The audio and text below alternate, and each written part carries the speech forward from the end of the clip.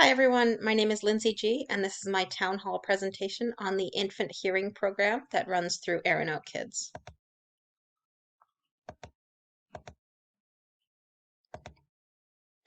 So, what is the infant hearing program? The IHP is a fully funded program that provides hearing loss screenings for newborns, hearing loss assessments for babies, toddlers, and children, and monitors hearing loss in children who are considered high risk. The IHP also provides services through audiologists and language professionals, which is a great source of support to families who have children with permanent hearing loss. To access these services, parents of newborns can book a hearing loss screening for their child at Aranout Kids. If your child is born in a hospital, they usually have the equipment and the professionals to do the screening while the infant and the birthing parent are still admitted after the baby's born. When I had my kids, I chose to have midwives provide my care. So I did give birth in the hospital, but we went home shortly after delivery. And my midwives gave me the phone number. It was like a referral form phone number to book the screening with Aranoak. And then I took them down there. So babies are usually only days old when they receive these screenings. Anyone can access the screening, any parent of a newborn, but in order to access the service of the audiologists, the speech language pathologists, and the sign language consultants, you have to have a referral, which would be easy to get if your child had a positive screening and follow-up assessment. So, why should we get our newborns screened for hearing loss? According to the Arano Kids website, 2 out of every 1,000 babies have hearing loss at birth. 2 more develop hearing loss by the age of 5. These children may hear some sounds but miss others, making it harder to learn speech and language. Early detection and intervention is critical for a child's language and literacy development.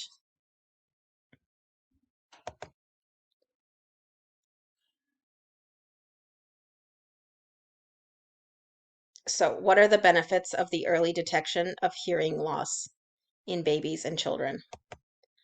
One of the articles I read about congenital hearing loss stated that although the brain is able to adapt to experiences throughout life, its plasticity is greatest during the first few years, meaning that very young children can adapt to these new ways of communicating faster and more seamlessly than older children or adults.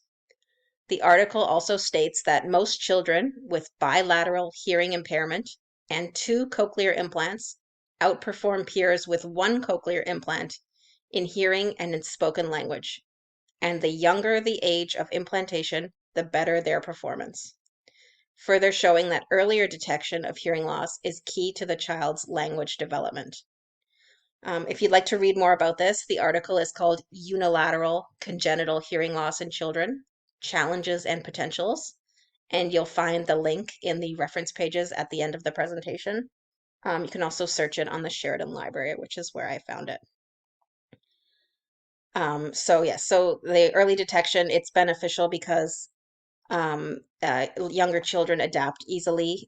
You can introduce all the services, all the technology, the cochlear implants earlier, and the child gets used to communicating that way at an earlier age when they are more adaptable to change. And all of this happens even before the child sets foot in the classroom.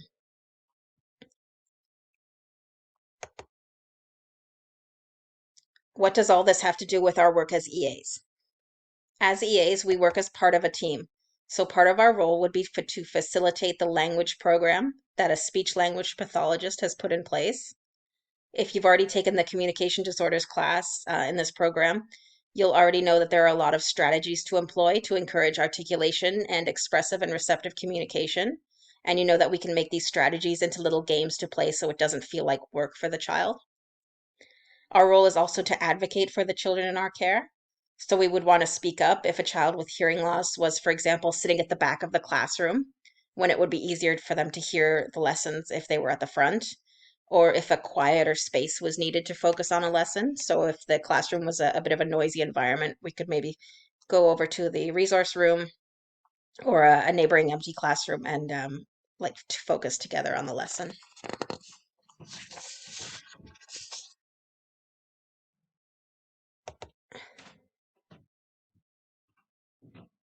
So through the IHP, Through its services and resources, it gives way to a fairly ideal classroom beginning for children with hearing loss.